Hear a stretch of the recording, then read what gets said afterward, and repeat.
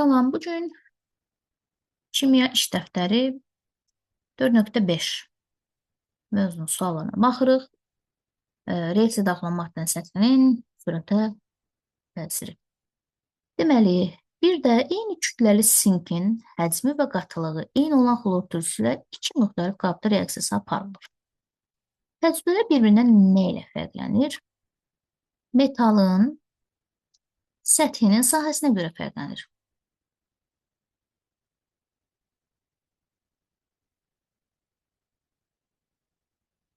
Deməli, hansı qabda reaksiya daha sürətli baş verir? Baxın, burada A qabında metalın səthinin sahəsi azdır. Amma B-də fikir versəniz, baxın, bu qara dairələr metaldır. Elə bil onu parçalayıblar. 1, 2, 3, 4, 5 hissəyə bölüblər. Hansı qabda reaksiya daha sürətli baş verər? B-də sürətli olar. Çünki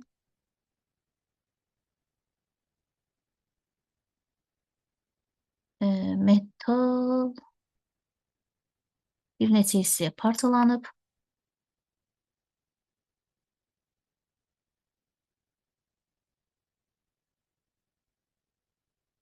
Səthinin sahəsi çoxdur.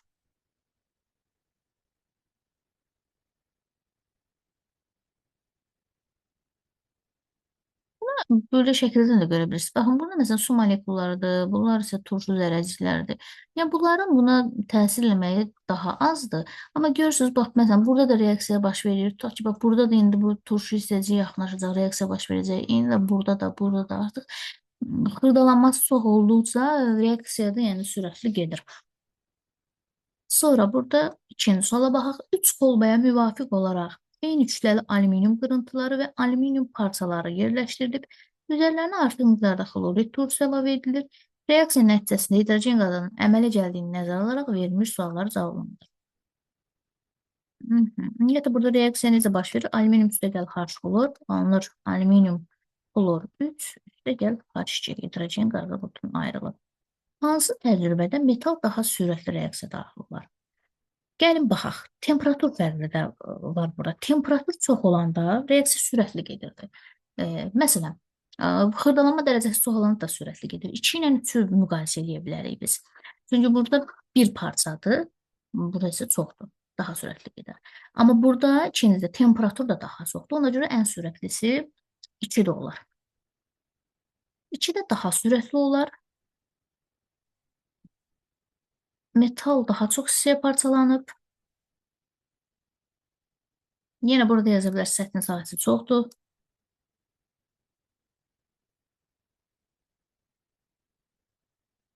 Temperatur da yüksəkdir. Temp də yüksəkdir. 60 dərəcə Selsius. O birisilərdə 30-dur yəni. Reaksiya zamanı qazın ayrılması hansı təcrübədə daha sürətli baş verir? Yenə 2-də və ikincidə də daha sürətli baş verir və eyni şeyi götürüb buraya yaza bilərsiniz. Yəni, çünki ən sürətli o oradadır da.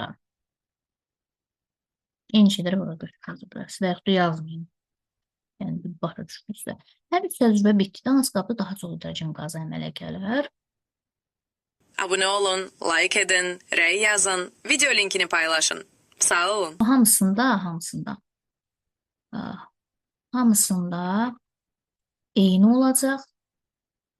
Səbəb nədir? Səbəb odur ki, alüminium və H-xlorun reaksiyaya girən kütləsi eynidir. Yəni, birində az, birində çox reaksiya girmir. Eyni kütləli götürülüb onsuz da. Xlor turşusu da artıq qalacaq, alüminium hamısı reaksiya girəcək.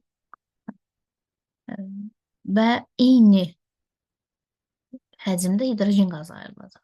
Amma bayaq dediyim kimi, ən çox, məsəl üçün, tutaq ki, 10 saniyə ərzində ən çox hansında olur? 2-də, sonra 3-də, sonra 1-də.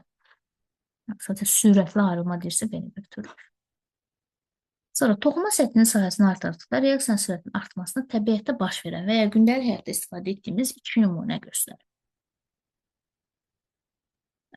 Kağızın yanması deyə bilərik.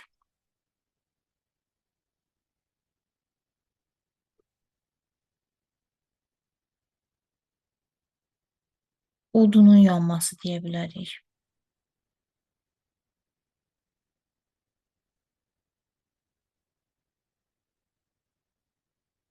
Belə, sizin də yanınıza nəsə düşürsə, bunu da deyə bilərsiniz.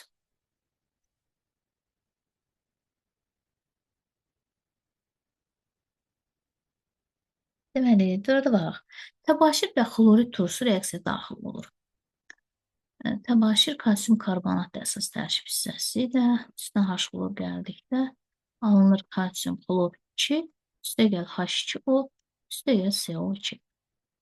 Reaksiya zamanı götürən təbaşirin kütləsinin və xlor turşusunun həcminin bərabər olduğunu nəzərə alaraq reaksiyanın sürətlərinin artmasını biz təbaşir parçası üzərinə duru xlorid turşusu əlavə etdikdə qatılıq çox olanda reaksiya sürətli gedirdi. Bunu da xatırladaq. Təbaşir tozu üzərinə qatıq olur. Baxın, bu toz halına salınıb. Bu da qatıq olurdu. Təbii ki, ikinci çox olar. Üçdə isə deyir, təbaşir tozu üzərinə duru xlorid. Baxın, burada parçası idi. Yəni, tutaq ki, bir hissədir. Amma o birisi toz halında sonra daha sürətli gedər. 3, ən zəifi isə olacaq 1. Bu qədər. Sağ olun, salamat qalın.